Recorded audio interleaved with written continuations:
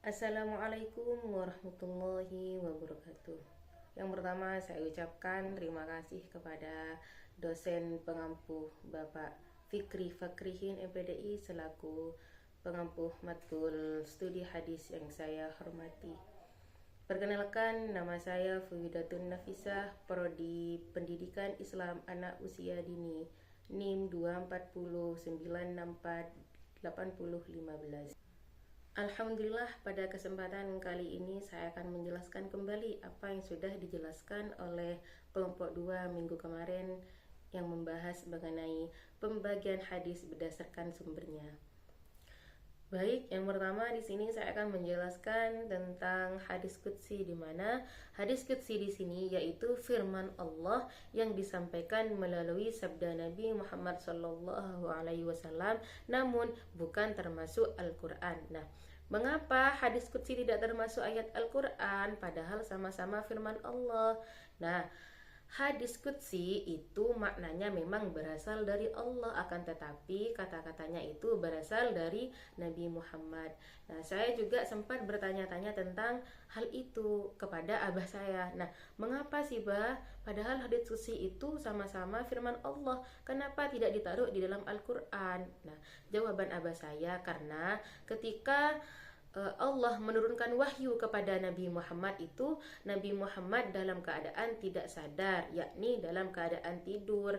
Maka wahyu yang disampaikan kepada Nabi Muhammad itu dengan Nabi Muhammad diubah memakai bahasanya sendiri. Nah, contohnya seperti ini, ketika ada salah satu dosen menyampaikan kepada koordinator bahwasanya beliau tidak bisa masuk pada matkul ini karena beliau berhalangan.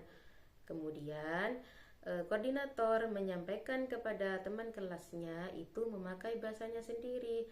Besok libur karena ibu dosen ini itu dan lain sebagainya. Nah, bahasa yang disampaikan oleh koordinator kepada teman kelasnya itu sama saja dengan hadis qudsi, karena bahasa tersebut tidak langsung dari ibu dosen melainkan masih melewati koordinator. Nah, seperti itu. Beda kalau Al-Quran itu firman Allah yang lafaz atau kata-katanya langsung dari Allah disampaikan kepada Nabi Muhammad melalui malaikat Jibril, dan Nabi tidak mengubah satu huruf pun, semuanya itu murni wahyu Allah. Nah, beda kalau hadis qudsi itu maknanya berasal dari Allah, akan tetapi lafadznya berasal dari Nabi Muhammad.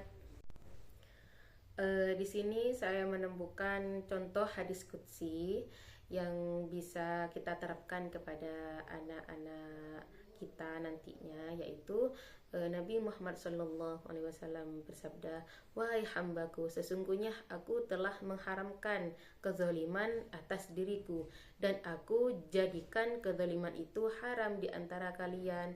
Maka janganlah kalian saling menzalimi." Nah, dengan kita mengajarkan kepada anak-anak, dengan kita menerapkan kepada anak-anak tentang hadis tersebut, insya Allah anak-anak menghindari perilaku zalim terhadap temannya, baik di rumah maupun di sekolah. Baik, yang kedua di sini ada hadis nabawi, di mana hadis nabawi di sini yaitu perkataan, perbuatan, dan ketetapan Nabi Muhammad SAW yang bukan berasal dari wahyu secara langsung seperti hadis qudsi, tetapi sebagai bentuk tuntunan dari Nabi sebagai manusia pilihannya. Nah, di sini ada 3 bentuk hadis nabawi. Yang pertama qaul, yakni perkataan. Yang kedua ada perbuatan. Yang ketiga ada persetujuan. Nah, yang pertama yaitu qaul, yakni perkataan, yang mana hadis yang berisi ucapan Nabi Muhammad SAW. Contohnya sabda Nabi Muhammad, "Barang siapa yang tidak menyayangi, maka dia tidak akan disayangi." Kemudian yang kedua perbuatan, yang mana hadis di sini menjelaskan tentang perbuatan Nabi yang ditiru para sahabatnya. Contohnya cara Nabi melaksanakan sholat, para sahabatnya mencontohkan dan meriwayatkannya. Nah, yang ketiga, persetujuan atau takriri, yakni hadis yang menceritakan bahwa Nabi menyepakati tindakan sahabat tanpa menegur atau melarang. Nah, contohnya pada zaman dahulu para sahabat Nabi itu memakan biawak padang pasir, akan tetapi Nabi tidak ikut makan. Akan tetapi Nabi tidak melarang, ya artinya itu diperbolehkan. Selanjutnya, contoh hadis yang dapat diterapkan dalam pendidikan anak. Di sini ada beberapa hadis yang sangat efektif dalam pendidikan anak dari segi akhlak, ibadah, dan perilaku sosial. Yang pertama ada hadis pendidikan tentang kejujuran, seperti sabda Nabi Muhammad SAW, hendaklah kalian jujur karena kejujuran membawa kepada kebaikan dan kebaikan membawa ke surga. Nah, dengan cara kita menerapkan hadis tersebut kepada anak, anak akan berusaha berkata jujur dalam setiap keadaan, bahkan saat berbuat salah.